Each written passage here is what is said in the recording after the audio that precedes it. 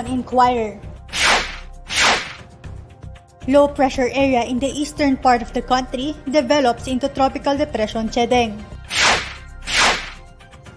Phivolcs maintains alert level 2 in Mayon Volcano.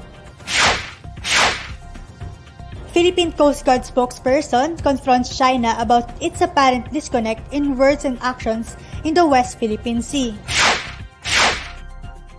And inflation rate for May 2023 slows down further to 6.1%.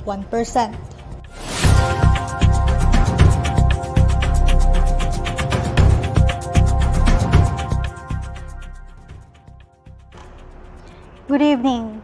The State Weather Bureau says the low pressure area formed east of Eastern Visayas strengthens into Tropical Depression Chedeng.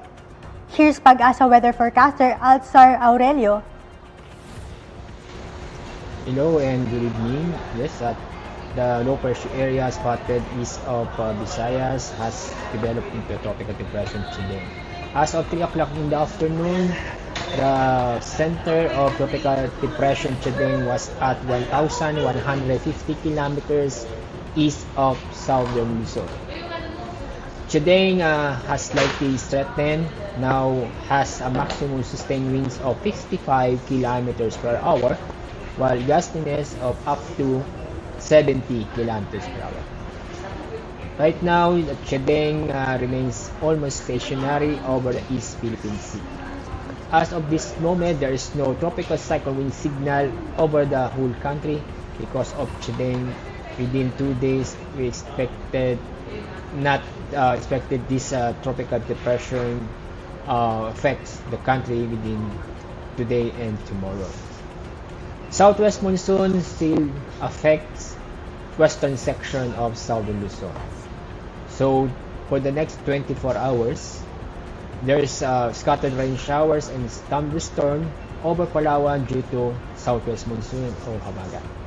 While the Metro Manila and the rest of the country are continues to experience fair weather, but we expect also the isolated rain showers due to thunderstorm.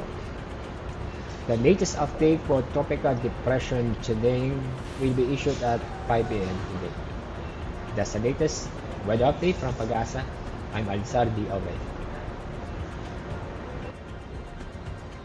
That's Pag-asa weather forecaster Alzar Aurelio. Philippine Coast Guard spokesman J. Tariela confronts China's defense minister on China's actions in the West Philippine Sea. Beatriz Pinlac has the report. Philippine Coast Guard spokesman J. Tariela recently confronted China's Defense Minister Li Shangfu about the apparent disconnect in the Asian giant's words and actions in the West Philippine Sea.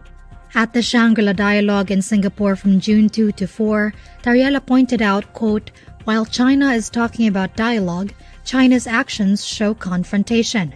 Tariela then asked why there is a big difference between China's words and actions. He cited President Ferdinand Marcos Jr.'s visit to China, where both countries' top leaders discussed how to manage maritime disputes in a peaceful and diplomatic manner. This was a seeming contrast with reports in the same month of Filipino fisherfolk being harassed and driven away by China Coast Guard in the waters of Ayungin Shoal. A month later, Tariela noted that a China Coast Guard ship had reportedly directed a military-grade laser at one of the PCG vessels. In a television interview, Tariela was asked about Li's response to his question.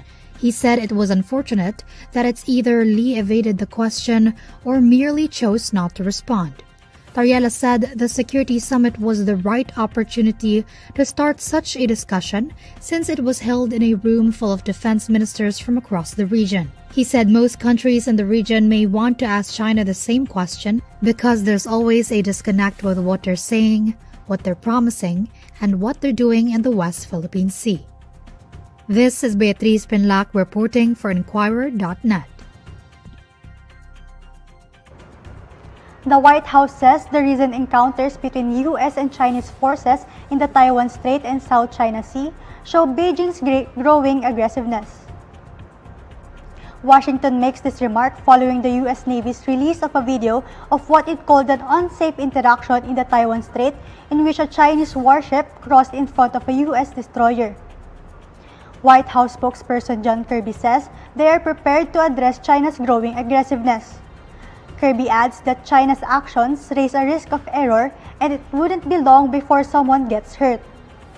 China's Foreign Ministry spokesperson Wang Wenbin earlier said that the measures taken by the Chinese military are completely reasonable, legitimate, and professional and safe. Kirby says the United States would continue to stand up for the freedom of navigation in the air and sea.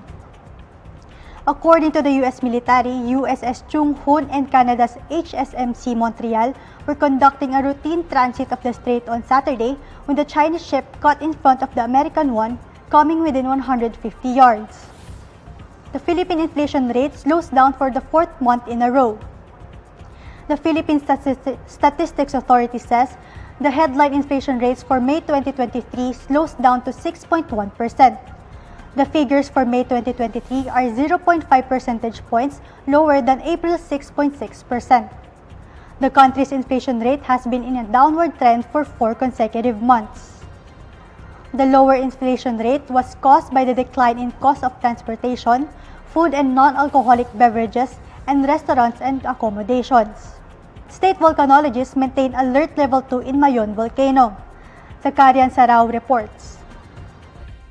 The Philippine Institute of Volcanology and Seismology maintained the Alert Level 2 status in Mayon Volcano after recording 74 rockfall events in the past 24 hours. According to Phivolcs, Alert Level 2 denotes quote-unquote an unrest driven by shallow magmatic processes that could eventually lead to phreatic eruptions or even precede hazardous magmatic eruption.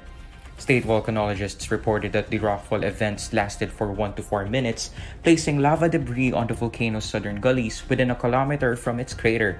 Sulfur dioxide emission also averaged 208 metric tons per day as of June 5, with upper slopes inflating since February 2023. Due to the continuing unrest, entry into Mayon's 6-kilometer radius permanent danger zone or PDZ is strictly prohibited. Meanwhile, Phivolcs also reported that the volcanic tremor in Taal Volcano recorded since June 2 is still ongoing. Sulfur dioxide emission also rose to 9,391 tons per day as of June 5 from the 5,831 tons per day recorded on June 1. Because of this, entry into Taal Volcano's PDZ is likewise prohibited, especially in the main crater and the Angkastila fissures. Occupancy and boating on Taal Lake as well as flying any aircraft close to the volcano is also forbidden. This is Zakarian Sarao reporting for INQUIRER.net. Trade Secretary Alfredo Pascual says the decision of Saudi Arabia and other members of the OPEC to cut oil production is unlikely to cause an increase in pump prices in the Philippines. Pascual says the decision of the Organization of the Petroleum Exporting Countries is a defensive strategy. He also admits that there may be an impact on the prices of goods if oil prices increase. Last April, Saudi Arabia and other OPEC Plus oil producers announced further cuts in production. Several analysts believe such a move would cause an immediate rise in prices. Isang defensive move para hindi tuloy-tuloy ang pagbaba ng oil. Pwede rin hindi magresulta ng increase pero hindi na bababa ng lower level. Hindi, kung hindi nga gagalaw yung presyo, di neutral. Kung bumaba pa, baka mag-cut back ulit sila ng production. Ganoon naman yun Di ba? Supply and demand. Kung taas yung supply compared to demand, baba ang price. Kung mas mataas yung demand kaya supply, tataas ang price. So, yun ang binabalance ng mga producers. May impact yan, siyempre, pag tumaas yung price ng oil. Pero hindi, ang tingin ko nga, baka hindi naman magresulta ng pagtaas overall, kundi na-maintain lang where it is, para hindi na bumaba.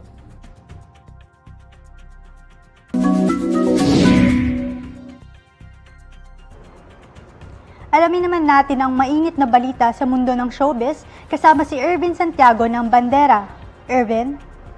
Hi Daphne at sa lahat ng mga kabandera natin all over the universe, ito na nga ang latest Bandera Chika.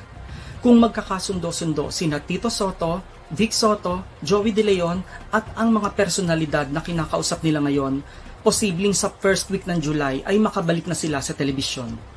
Ayon kay Tito Sen, may mga kamiting silang tao na maaaring makatulong sa kanila para muling makapagtrabaho at makapagbigay ng saya at inspirasyon sa sambayan ng Filipino. Hindi muna mapapanood sa TV ang iconic trio at ang iba pang Dabarkads matapos mag-resign last May 31 sa Tape Incorporated na siyang producer ng Itbulaga. Sabi ng dating senador, magkakaroon ng big announcement ang TVJ sa darating na June 7 kung saang TV network sila muling mapapanood para magbigay saya sa mga Dabarkads. Samantala, umani ng batikos ang live episode kahapon ng Itbulaga sa GMA matapos ipakilala ang mga bagong host nito. Sa katunayan, binoykot pa ng mga loyal viewers ng Itbulaga ang nasabing programa bilang pakikisimpatya at pagrespeto sa iconic trio na TVJ at sa iba pang Dabarkads na nag-resign sa tape. Grabe ang natanggap ng mga hate message ng programa at ng mga bagong host nito, kabilang na nga riyan sina Paulo, Betong Sumaya, Buboy Villar, Kokoy De Santos, Cassie Legaspi at Mavi Legaspi. Binansagan pa ngang fake bulaga ang kanilang show.